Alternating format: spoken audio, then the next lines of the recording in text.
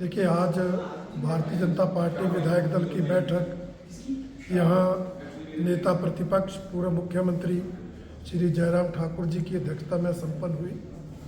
बैठक में बजट सत्र को लेकर रणनीति बनाई गई और जैसे कि परंपरा है, बजट सत्र के पहले दिन महामहिम राज्यपाल महोदय का अभिभाषण होगा और फिर उस अभिभाषण पर चर्चा प्रारंभ होगी और 17 मार्च को आदरणीय मुख्यमंत्री जी बजट प्रस्तुत करेंगे, फिर बजट पर चर्चा होगी।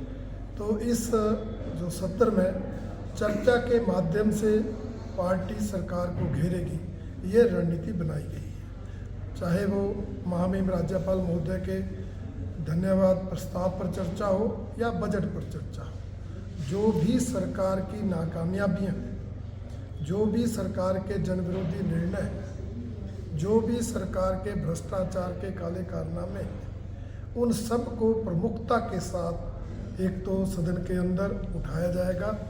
दूसरा, हर विधायक अपने विधानसभा क्षेत्र में जो अन्याय, जो भेदभाव सरकार कर रही है, उस अन्याय और भेदभाव के मुद्दों को भी प्रमुखता से जोरदार ढंग से विधानसभा सत्र के अंदर उठाएंगे। सरकार ने जो गारंटियां दी थी, जिन गारंटियों को देकर सरकार में आए हैं, सत्ता में आए हैं, उन गारंटियों को अभी तक पूरा नहीं किया है।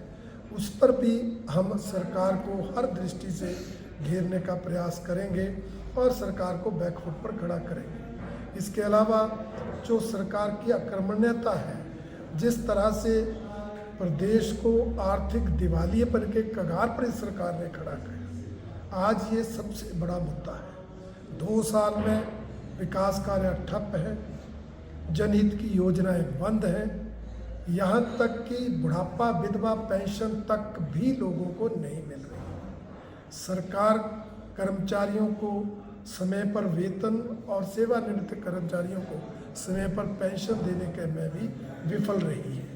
आज प्रदेश की आर्थिक स्थिति इतनी बिगड़ चुकी है कि सरकार केंद्र सरकार की योजनाओं का आया हुआ जो पैसा है उसको तनख्वाह देने में यूज़ कर रही है और मंत्रियों तक से अपनी सरकार की योजनाओं को चलाने के लिए पैसा मांग रही है। ऐसी आर्थिक दुर्दशा आज तक हिमाचल प्रदेश के इतिहास में नहीं हुई और मैं ये मानता हूँ, जिस बात को हम प्रमुखता से सदन में उठाएंगे भी, कि ये जो आर्थिक बदहाली हिमाचल प्रदेश की हुई है, इसके लिए अगर कोई पार्टी सरकार जिम्मेवार है तो वर्तमान कांग्रेस की सरकार जिम्मेवार है और अगर कोई व्यक्ति जिम्मेवार है तो मुख्यमंत्री श्री सुखविंदर सिंह सुक्खू जिम्मेवार है, जिनके पास वित्त विभाग है।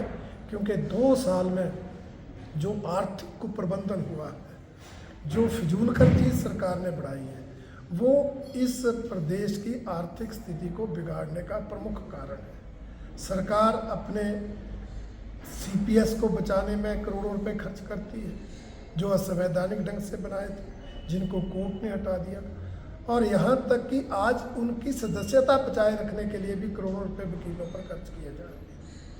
यही नहीं, आप देखेंगे मुख्यमंत्री सहित मंत्रियों के कार्यालयों की शानो शौकत बनाने के लिए भी करोड़ों रुपए खर्च हो रहे हैं। इस तरह बहुत से मुद्दे हैं जो आर्थिक कुप्रबंधन और फजूल खर्ची के कैबिनेट रैंक के चेयरमैनों की फौज खड़ी की है और उनको मानदेय की बजाय लाखों रुपए उनकी सुख सुविधाओं पर लुटाए जा रहे हैं।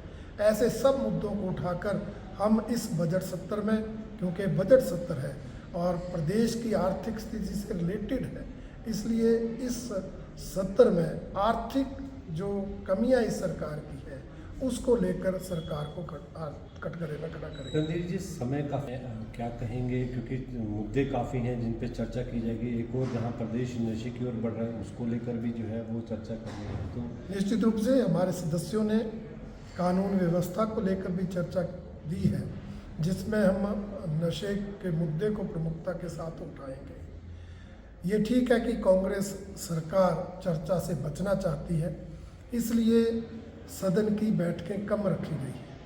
आमतौर पे बजट सत्र लंबा होता था, 25-25, 26-26 बैठकें बजट सत्र में होती रही और इस बार मात्र 16 बैठकें आयोजित हो रही हैं, जो ये दर्शाता है कि ये सरकार चर्चा से भागती है। पीछे शीतकालीन सत्र में भी इन्होंने बहुत छोटा सत्र किया था, सिर्फ 4 दिन का सत्र किया था। इसलिए सरकार चर्चा से भागना चाहती है, परंतु जो भी समय मिलेगा हम उस समय का पूरा सदुपयोग करके सरकार को कटघरे में खड़ा करेंगे।